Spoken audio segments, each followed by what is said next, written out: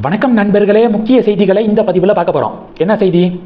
திமுகவுடைய இளைஞரணி மீட்டிங் நடந்துச்சு நேற்று. உதயநிதி ஸ்டாலின் காங்கிரஸை கடுமையாக விமர்சனம் பண்ணியிருக்காரு. திமுக காரங்களுடைய உழைப்புல தான் காங்கிரஸுக்கு இன்னைக்கு 5 எம்எல்ஏக்கள், திமுக காரங்க தான் ஜெயிக்க வச்சது அப்படின்னு உதயநிதி பேச, அந்த பக்கத்து மாணிக்கம் தாக்கூர், உங்கள் கட்சியுடைய தலைவரையே இங்கே ஜெயிக்க வைக்கல, திமுக காரங்க ஜெயிக்க வைக்கல, இதில் காங்கிரஸ் காரங்களை ஜெயிக்க வச்சது நீங்களா அப்படின்னு அந்த பக்கம் மாணிக்கம் தாக்கூர். திமுகவுடைய இளைஞரணி கூட்டத்தில் என்ன தீர்மானம் நிறைவேற்றப்பட்டுள்ளது தெரியுமா? இனி எந்த காலமும் காங்கிரஸோட கூட்டணி கிடையாது, இனி காங்கிரஸை கிட்டையே சேர்க்கக்கூடாது அப்படின்னு தீர்மானம் போடப்பட்டுள்ளது. இது ஒன்று. ரெண்டாவது என்ன பார்க்க போகிறோம்? காக்ரோச் ஜனதா பார்ட்டி எக்ஸ் வலைதளத்தில் சிஜேபியுடைய அக்கௌண்ட்டை மத்திய அரசாங்கம் முடக்கிட்டாங்க. ஏன்னா டெஃபினட்டாக மத்திய அரசாங்கத்திற்கு உளவுத்துறை மூலமாக ரிப்போர்ட் போயிருக்கும். இது நேஷனல் செக்யூரிட்டிக்கு ஒரு பெரிய அலர்ட்டு.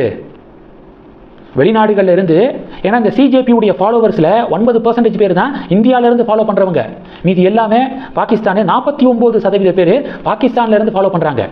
அமெரிக்காவிலேருந்து 14%, பங்களாதேஷ்லேருந்து 14%. இது நம்ம தேச பாதுகாப்புக்கு ஒரு பிரச்சனை அப்படிங்கிறத டெஃபினட்டாக மத்திய அரசாங்கம் இந்நேரம் உணர்ந்திருப்பாங்க. அதனால் சிஜேபியுடைய எக்ஸ் வலைதள அக்கௌண்ட்டும் முடக்கப்பட்டிருக்கு, சிஜேபியுடைய வலைதளமும் இப்போ முடக்கப்பட்டிருக்கு. உடனே அபிஜித் கதறி இருக்கான். அவன் தான் சிஜேபியுடைய ஹெட்டு அப்படின்னு சொல்லிக்கிட்டு தெரியுறான். ஆம் ஆத்மி பார்ட்டியில் முன்னாடி பொறுப்புலாம் இருந்திருக்காங்க, இந்தியாவில் இல்லை, அமெரிக்காவில் இருந்துக்கிட்டு இந்தியாவுக்குள்ளே எப்படியாவது ஒரு பிரச்சனையை உருவாக்கிடணும் அப்படின்னு துடிச்சுக்கிட்டு தெரியுறான். அவன் என்ன சொல்லியிருக்கானா, கரப்பாம்பூச்சியை பார்த்து அப்படி என்ன பயம், மோடிக்கு ஏன் இவ்வளவு பயம் அப்படின்னு சொல்லிட்டு ஒரு வீடியோ ஒன்றா வெளியிட்டிருக்கான் அபிஜித். இப்போது இன்ஸ்டாகிராமில் சில வீடியோக்கள், சில பேர் தங்களுடைய வாகனங்களில் சிஜேபி ஸ்டிக்கரை ஒட்டுற மாதிரியான வீடியோக்கள் வைரல் ஆகுது. எந்த மாநிலத்தில் அந்த வாகன நம்பர் ரிஜிஸ்டர் ஆகிருக்கோ, எந்த மாநிலத்தை சேர்ந்த வாகனமோ அந்த மாநில அரசாங்கம் தான் நடவடிக்கை எடுக்கணும், பிடிச்சி உள்ள தூக்கி போடணும். ஏன்னா இது தேச பாதுகாப்பு சம்மந்தப்பட்ட விஷயம். இன்னொரு விஷயம் என்னென்னா, சுப்ரீம் கோர்ட்டுடைய தலைமை நீதிபதி சூரியகாந்த் இளைஞர்களை கரப்பாம்பூச்சின்னு சொல்லிட்டாரு, படிச்சுட்டு வேலை இல்லாதவர்களை கரப்பாம்பூச்சின்னு சொல்லிட்டாரு அப்படின்னு ஒரு நரேட்டிவ் செட் செய்யப்பட்டுச்சுல. அதனால தான் பேரே காக்ரோச் ஜனதா பார்ட்டி அப்படின்னு வச்சுருக்காங்க. ஆனால் உண்மையிலே என்ன தெரியுமா நடந்துச்சு? வழக்கறிஞர்களுடைய போலி சர்டிஃபிகேட் சம்மந்தப்பட்ட ஒரு கேஸு சுப்ரீம் கோர்ட்டில் நடக்குது. ஃபேக் சர்டிஃபிகேட் சம்மந்தப்பட்ட கேஸு. அதை சிஜேஐ சூரியகாந்த் விசாரிக்கிறாரு. வழக்கறிஞர்கள்ட்ட கேட்குறாரு, ஃபேக் சர்டிஃபிகேட்டு 100% ஒரிஜினல் மாதிரி இருக்குது, எது ஒரிஜினல் எது ஃபேக் அப்படிங்கிறத கண்டுபிடிக்கவே முடியாத அளவுக்கு ஃபேக் சர்டிஃபிகேட்டு இருக்குது, இது எப்படி உருவாக்கப்பட்டுச்சு அப்படின்னு ஒரு கேஸில் கேட்குறாரு. அதுக்கு வழக்கறிஞர் தரப்பு, மாட்டிக்கிட்ட வழக்கறிஞர் தரப்பு என்ன சொல்கிறாங்கன்னா, ஆன்லைனில் ஒரு இளைஞர் டிசைன் செஞ்சு கொடுத்தாரு, இந்த ஃபேக் சர்டிஃபிகேட்டை ஆன்லைனில் ஒருத்தர் பண்ணி கொடுத்தாரு அப்படின்னு சொல்ல, அதுக்கு சூரியகாந்த் என்ன சொல்கிறாருன்னா, சிலர் படிச்சுட்டு அதுக்கு ப்ராப்பராக வேலை பார்க்காம இது மாதிரி ஆன்லைனில் கரப்பாம்பூச்சி மாதிரி உட்காந்துக்கிட்டு சட்ட விரோதமான காரியங்களில் ஈடுபடுறாங்க ஒரு சில பேர் அப்படின்னு சொல்லிட்டு யதார்த்தத்தை சொல்லியிருக்காரு சிஜேஐ. அது யதார்த்தமான ஒன்று தானே, இல்லீகலான விஷயங்களை ஆன்லைனில் பண்ணுறாங்க கரப்பாம்பூச்சி மாதிரி உட்காந்துக்கிட்டு அப்படின்னு வார்த்தையை சொல்லியிருக்காரு. இதில் என்ன தப்பு? எங்கே இளைஞர்களை சொன்னார்? படிச்சுட்டு வேலை இல்லாத இளைஞர்களை கரப்பாம்பூச்சின்னு சொல்லிட்டாரு அப்படின்னு ஒரு நரேட்டிவ் செட் செய்யப்படுது.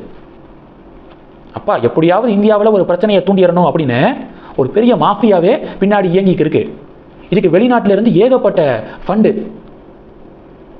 இந்த மாஃபியா கும்பலுக்கு நம்ம நாட்டில் இருக்கக்கூடிய இந்தி கூட்டணியில் இருக்கக்கூடிய ஒரு சில பேர் பயங்கரமாக முட்டு கொடுக்குறாங்க. அதுதான் ரொம்ப கேவலம். இது 2. மூணாவது என்ன பார்க்க போகிறோம்? அண்ணாமலையுடைய அடுத்த நகர்வு என்ன அப்படின்னு பல பேர் சஸ்பென்ஸோடு இருக்காங்க. பாஜக மாநில தலைவராக பொறுப்பேற்க போகிறாரா உடனே, இல்லை 2029 வரைக்கும் வெயிட் பண்ணி நயினாருடைய டேர்ம் முடிஞ்சதுக்கப்புறம் அண்ணாமலை பொறுப்பேற்க போகிறாரா, இல்லை தனி கட்சி தொடங்க போகிறாரா அப்படின்னு பல குழப்பங்கள் நீடிச்சுக்கு இருக்கு. இந்த சூழலில் சமூக வலைதளத்தை ஓப்பன் பண்ணிங்கன்னா, மக்கள் சக்தி இயக்கம் அண்ணாமலை தனி கட்சி தொடங்குறாரு, என் மக்கள் பார்ட்டி அப்படின்னு பேரெல்லாம் வச்சு சில பேர் போஸ்டரை ஷேர் பண்ணிக்கிருக்காங்க. இப்போ கொஞ்ச நேரத்துக்கு முன்னாடி ஒரு பதிவை பார்த்தேன். அண்ணாமலை தனி கட்சி தொடங்கிய உடனேயே எந்த சின்னத்தை அவர் தேர்ந்தெடுத்தா மக்கள் மத்தியில் ஈஸியாக ரீச் ஆகும் அப்படின்னு ஒரு 5 சின்னத்தை கொடுத்துருக்காரு ஒருத்தர் சமூக வலைதளத்தில். ஆட்டோ ரிக்ஷா, சிங்கம், இது மாதிரி 5 சின்னங்களை கொடுத்து மக்கள்கிட்ட கேள்வி கேட்குறாரு. அண்ணாமலை தனி கட்சி ஆரம்பித்தாருன்னா மாநில அரசியல் அப்படிங்கிற இந்த இடத்துக்குள்ளே தான் அண்ணாமலை இருக்க முடியுமே தவிர நேஷனல் பாலிடிக்ஸ்குள்ளே அவர் ஒரு பெரிய ஸ்ட்ராங்காக போக முடியாது. அண்ணாமலை பிஎம் மெட்டீரியல் ஃபியூச்சரில் அப்படிங்கிற அளவுக்கு தமிழக பாஜக தொண்டர்கள் மட்டும் கிடையாது, இந்தியா முழுவதும் இருக்கக்கூடிய பாஜக காரங்க சொல்கிறாங்க அண்ணாமலை பிரைம் மினிஸ்டர் மெட்டீரியல் அப்படின்னு. அசாமில் இருக்க பாஜக கேடர் சொல்கிறாரு, வெஸ்ட் பெங்காலில் இருக்கக்கூடிய பாஜக கேடர் சொல்கிறாரு. அந்த அளவுக்கு அண்ணாமலைக்கு ரீச் இருக்குது இன்றைக்கி பிஜேபியில். அதை விட்டுட்டு அண்ணாமலை ஒரு தனி கட்சி ஆரம்பிப்பாரா அப்படிங்கிறது எனக்கு ஒரு டவுட்டு தான். அதுக்கு வாய்ப்பு இல்லை அப்படின்னு தான் எனக்கு தோணுது. ஆனால் பொறுத்திருந்து பார்க்கலாம் என்ன நடக்குதுங்கிறத. மொத்தம் எல்லா குழப்பங்களுக்கும் கூடிய விரைவாக தீர்வு கிடைக்கும் அப்படின்னு நான் நம்புகிறேன். டெஃபினட்டாக அண்ணாமலையை எந்த காரணம் கொண்டும் பாஜக மேலிடம் மிஸ் பண்ணிட மாட்டாங்க அப்படின்னு தான் எனக்கு தோணுது. உடனே அண்ணாமலையை மாநில தலைவராக்கி அவருக்கு ஃப்ரீ ஹேண்டு கொடுங்க. அட்லீஸ்ட் 2 டேர்மு அவரை மாநில தலைவராக தொடர அனுமதிங்க. அப்படி பண்ணிட்டீங்கன்னா 2036 தமிழகத்தில் பாஜக ஆட்சி, டவுட்டே வேண்டாம். இல்லை இப்போ மாநில தலைவர் ஆக்க வேண்டாம், நயினாரே தொடரட்டும் அப்படி இப்படின்னு ஏதாவது முடிவெடுத்தீங்கன்னா, இல்லை ஒரு டேர்ம் மட்டும்தான் அண்ணாமலையை மாநில தலைவராக வச்சுக்க முடியும், 3 வருஷம் தான், அதன் பிறகு வேற யாரையாவது ஒருத்தர் இப்போ நயினார் மாதிரி கொண்டு வருவோம் அப்படின்னு ஏதாவது ஒரு எண்ணம் உங்களுக்கு இருந்துச்சுன்னா அண்ணாமலையை அவருடைய ரூட்டில் போக விட்டுருங்க. தனிக்கட்சி இது மாதிரி அண்ணாமலை அண்ணன் தேசியவாதத்தை முன்னிலைப்படுத்தி ஹிந்துத்துவாவை மையப்படுத்தி அவர் அரசியல் பண்ணட்டும். ஒரு மாற்றத்தை அவர் டெஃபினட்டாக கொடுப்பாரு. அவ்வளவு இளைஞர்கள் அவர் பக்கம் நிற்கிறோம். 2ல் ஏதாவது ஒரு முடிவை சட்டுப்புட்டுன்னு நடத்துங்க. காலம் தாழ்த்திட வேண்டாம். புது கவர்மெண்ட் ஃபார்ம் ஆயிருக்காங்க, ஆரம்பத்திலேருந்தே அடிச்சு ஆடணும். இப்போ விட்டுட்டு பிறகு பார்த்துக்கலாம் அப்படின்னா வேலைக்கு ஆகாது. அதனால சட்டுப்புட்டுன்னு முடிவெடுங்க. ஒன்று தமிழக பாஜகவுடைய தலைவர் பொறுப்பை கொடுங்க 2 டேர்முக்கு, இல்லை அண்ணனை அவருடைய ரூட்டில் தனிக்கட்சி ரூட்டில் போக விடுங்க. காலம் தாழ்த்திட வேண்டாம் அப்படிங்கிறதான் தமிழக பாஜக தொண்டர்களுடைய வேண்டுகோளாக இருக்குது. இந்த செய்திகளை பற்றி உங்களுடைய பார்வைகளை கமெண்ட் பண்ணுங்கள். தொடர்ந்து கனெக்டில் இருங்க. அடுத்தடுத்து நிறையா பதிவுகளை பார்க்க போகிறோம். நன்றி. ஜெய் ஹிந்த்.